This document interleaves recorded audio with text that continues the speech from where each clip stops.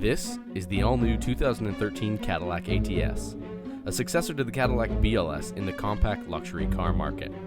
This car is a prime example of what happens when a grade A design squad teams up with engineering brilliance to create style and performance in a car. Ever since the CTS V was launched to tackle the BMW 5 Series, Cadillac has had BMW in their sights to overtake the untouchable BMW 3 Series, and that is where the ATS comes in. So, without further ado, let's see how it stacks up.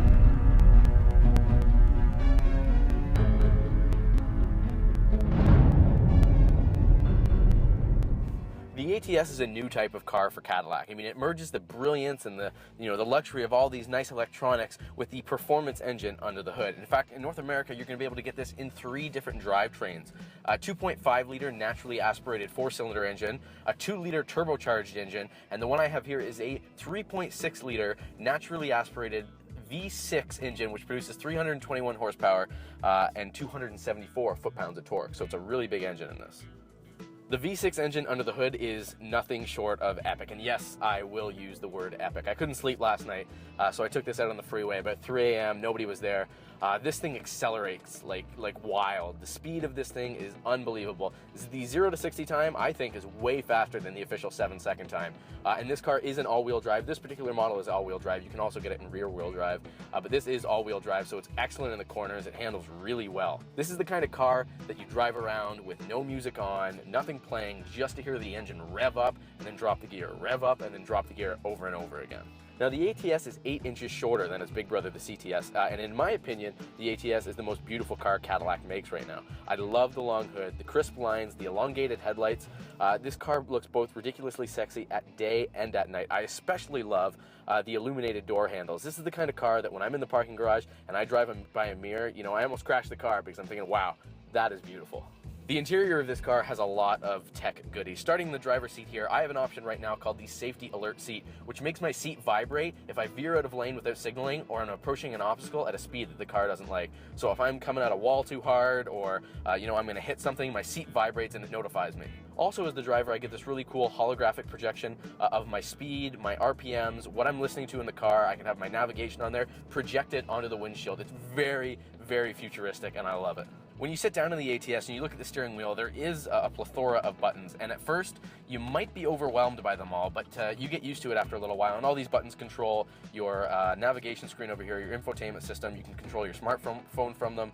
You can control the heated steering wheel as well as the LCD dashboard that is in front of me with all the speedometers and all my information. To the right here, we have my center console, which is mainly focused around this 7-inch navigation screen here, running the Cadillac Q infotainment system. I've been using Q for about a week, and when the engineer told me about it, he said it was, kind of like an iPad where I could swipe from page to page and I can pinch to zoom in on maps. I have to say that the system, you can definitely tell it is very 1.0. It's really sluggish, and I'm not a huge fan of the Q infotainment system at all. I just think it's really bland and drab, and there's just nothing exciting going on my screen here. There's nothing going on. I mean, when I raise my hand up to it, more information pops up, but why would I not just want that information there all the time? The console is a gloss finish, which this actually right here is a hidden compartment that folds up, and inside it is an illuminated USB port. You can put a flash drive there, you can put your phone, your iPod, whatever you want, that will go into the car's media system. Down on the bottom here, we have the gear shifter, which I actually think is really nice. I love the leather and the chrome finish on that. Behind that, we have the traction control button, so you can turn that off and on, as well as the mode selector. So this car has a sport mode, a touring mode, and then a snow and ice mode, and it handles really well in the snow and ice. I had it in the snow mode about a week ago today. When I first got it, the first day I got it, there was a bad snow in Toronto. It handled really well. Keeping on the interior, from what I've read so far about this car and what I've watched in the reviews, a lot of people are criticizing that it's not that big. It's the CTS's smaller brother.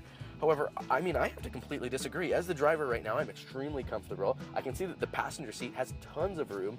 I sat in the back yesterday. I'm 5'7", so I'm not that tall. But even at 5'7", I had tons of headroom and legroom in the back. So I was really impressed with the spaciousness of this car. And the roof actually even curves in the back to accommodate you to be able to have more headroom.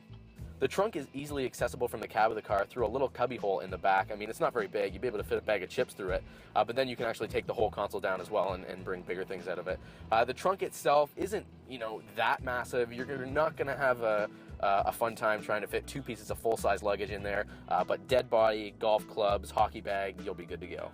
Fuel economy does, in fact, live up to its EPA expectations. I'm going a little bit off script here, but I put $30 in gas in this just before I started filming this review because I was on low, and I now have 363 kilometers of range, which is pretty good. That lines up with the EPA ratings exactly. I think the whole deal is that companies think that if you can afford a luxury car like this, you can probably afford the gas in it. I mean, I think it's like a $60 tank, so you're probably looking at 700 to 800 kilometers to a tank. At a $60 tank, that's not bad at all. Altogether, I think Cadillac has done a great job with the ATS. I love how the car looks and lights up. I love how the engine sounds and performs. And with a little bit of improvement in the infotainment system, I think this could be a Class A car. But all aside, the infotainment system aside, 2 minutes behind the wheel of this car and you'll forget that you even have an infotainment system in here because it sounds and it feels amazing. This car is so fun to drive. It's the kind of car that you want to be seen in. You know, you don't want window tints. You want people to say that's a Cadillac ATS. That guy must be having a blast driving that car, and you do have a blast driving this car. Driving around in it makes you feel badass, and personally, I love a car that will do that, especially when you can shift it into manual mode and manually change the transmission with these nice metallic paddle shifters here. These are unbelievable. Now, as tested, this car MSRP is for around $56,000. However, if you'd like the 2.5 liter naturally aspirated 4-cylinder, you can get it for I think $33,000. And if you want the 2 liter turbocharged engine, I think it's around $35,000, $36,000. In the end, this is a super cool car, and the engineer was right when he told me that I would be absolutely dreading having to give it back tomorrow. So guys, this has been Luke DiMarco with the 2013 Cadillac ATS review. If you like this video or you'd like to see any other videos about GM cars or cars in general, please subscribe to the channel. In the meantime, if you'd like to know anything else about the Cadillac ATS and some of its features, just leave a comment down in the comment section down below and I will be happy to answer your questions. And until then, I will see you in the next video.